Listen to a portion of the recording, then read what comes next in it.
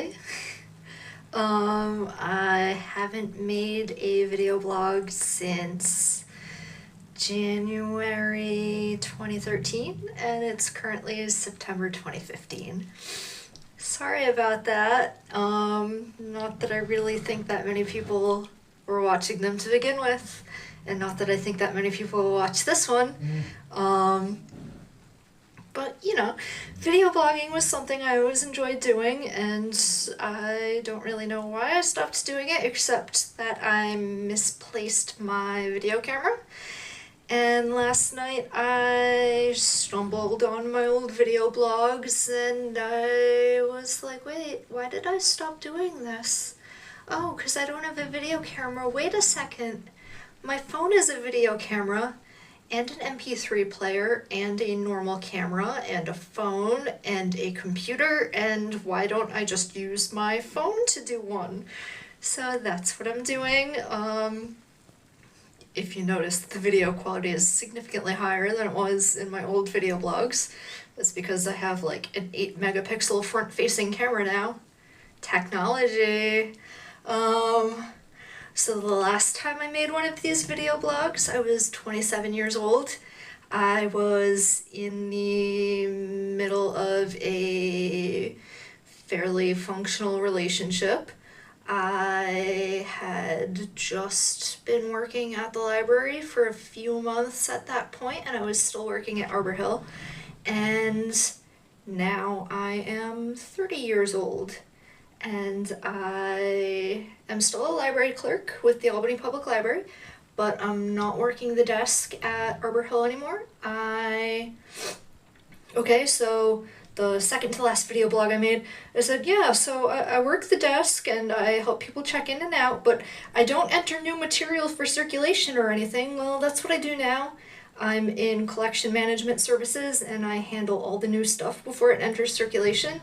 So all the new books, all the new DVDs, all the new CDs, I get to touch them first and sometimes bring them home with me. And I love it. It's fantastic. I don't deal with the public at all. And it's a full-time job. I worked there part-time for like 6 months. And then I got a full-time position and I'm really happy doing it. Also in the second to last video blog I made when I had just started working at the library, I was like, wow, it's really weird that we don't use the Dewey Decimal System. It's a bookstore system and I don't really like it. Well, nobody else liked the bookstore system either, so this year my department has been working on putting all of the branches. The main library was always on Dewey Decimal, but the branches were on this bookstore system. So we have systematically gone to each branch. There are 6 branches plus the main branch in APL. And as of last week, we have completed 5 of the branches, switching them from the bookstore system back to the Dewey Decimal System, which is incredibly time-consuming and very stressful, and it has taken us, I think we did the first one in like February or March, and now it's September, and we have 1 left to go, which is, incidentally, the branch I started working at, Arbor Hill, and we will have it done by the end of the year, so, we'll probably get in there sometime in October. It's like the end of September now, so hopefully by November it'll all be done and we can just get back to business as usual in CMS, and that will be nice. So I turned 30. I dyed my hair blue, you might be able to see. Last time I made a video blog I didn't have any piercings. Now both my ears are pierced twice. Since my last video blog I've gotten 1, 2, 3, 4, 5 tattoos, 5 new tattoos, 6? 5 or 6 tattoos. So now I have 12 of them, and they're awesome, and I love them. So yay body art, and body mods in general, all kinds of modifications. I got new glasses. I really like them. They're blue. They match my hair. I didn't intend for my hair to match my glasses, but that's what the shade turned out to be, so I'm pretty pleased with it. I dyed my hair right before my birthday, so it's been blue since like the middle of July. About 2 months. And I still have a little bit of dye left in the tube, so I'm just gonna keep dyeing it blue until I run out of dye and then go back to red. Because it doesn't make sense to stop doing it before I run out of dye, because then I would have to bleach my hair out again if I wanted to use it, and that's just not going to happen. So I'm gonna do it until it's done and then go back to being a normal looking, relatively member of productive society. Okay, I keep putting my finger in there and that's annoying, so I'm gonna hold it with my other hand on the side the camera isn't.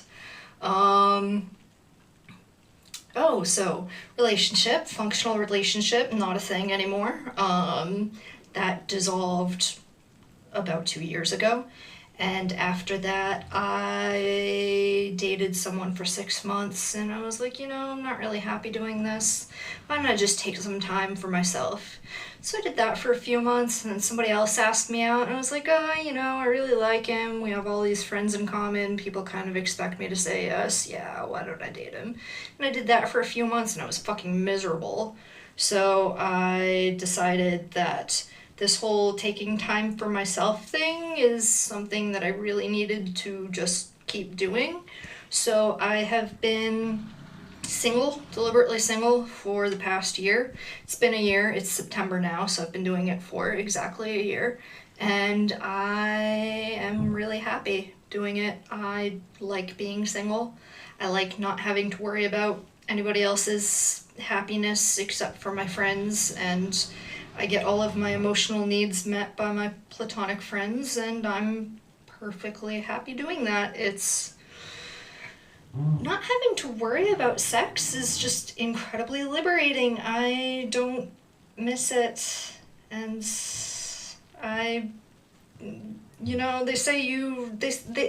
they say sexuality is something that's hard-coded into you and you can't really change it, but it's fluid and things change as you get older and you realize what's going on with yourself. So I seem to have turned myself asexual. I'm okay with that. Dating is a hassle. People suck. And honestly, I was never really good at relationships. So it's better for me not to inflict myself on anyone, and it's better for me to focus on my own happiness, and that's what I've been doing, and it's working great. So that's that. What else? Job, relationship. Oh, so I decided that I was going to make this year absolutely fucking fantastic because I was turning 30 and I wanted to mark it in, some notable, fantastic way. So I have seen at least one concert every month this year, and I have 3 months left in the year, and hopefully I will see 3 more concerts before it's over. I've seen Andrew McMahon, St. Vincent, the Mountain Goats, Sufjan Stevens. I went to a Night Vale live show. Fucking love Night Vale. That wasn't a thing last time I made these podcasts. I love Night Vale. So I saw a Night Vale live show. I saw Fall Out Boy. I saw Dave Matthews Band. I saw Motion City Soundtrack. I saw... Who did I see in August? I went to Tanglewood for August, and like a week and a half ago I saw Death Cab for Cutie, who has been one of my favorite bands since I was like 19 years old, and I hadn't seen them in concert. And of course I finally see them after a member of the band quits, but it was an amazing show. It was really great. Explosions in the Sky opened for them, and I wasn't really familiar with them. Like, I'd heard a few songs, but I didn't really... They were fucking phenomenal. So that was just an excellent show. I saw them with Julia, and that was a great experience. And coming up, I have New Politics in November. I'm probably going to see Newfound Glory and Yellow Card in October. A lot of these bands I've been seeing are bands that I really liked in like 2005, 2006, 2007. So I've kind of been in a state of arrested development as far as my musical tastes are going. but I don't care because they're still touring and they still fucking rock, so I'm totally psyched about it. But also, speaking of being in Arrested Development since 2007, at the beginning of the year, okay, end of last year, like November of last year, I was going through all of my old files, like you do periodically, seeing what I don't need anymore, and I stumbled on an old treasure trove of character profiles and images and all the writing I did on my story journal for all of my role-playing characters that I had with Kristen back in 2006, 2007. And I was like, oh, you know, some of these don't deserve revisiting, but there are a lot of really interesting storylines here. Why don't I try and peek in on some of these people and see what their lives have been doing since then?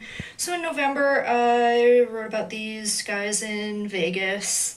And in December, I wrote this really cute, really long Christmas story about some folks in Florida.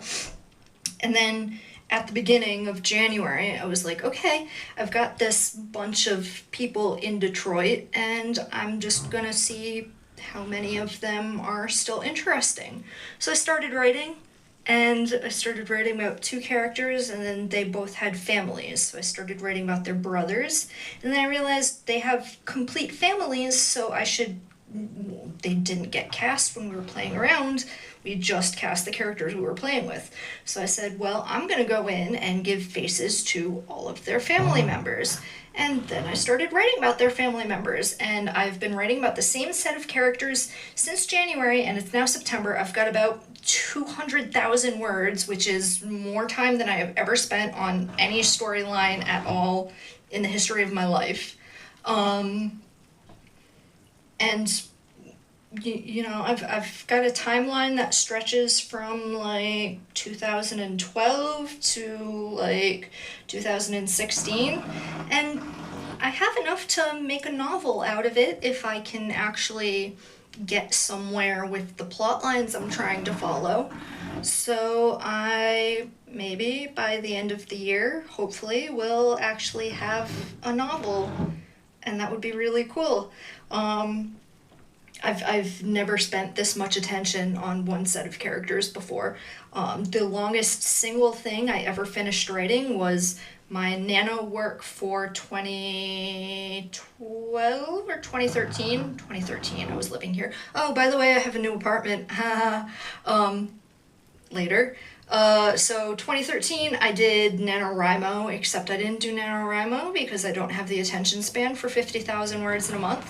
So I did RaiSoMiFu, write something you miserable fuck, which is what I always do, which is basically just write something every day. So I tried to write something every day, and I ended up with about 26,000 words of this Pacific Rim setting fanfic with original characters, and that was fun, and it was great, and I was really proud of myself.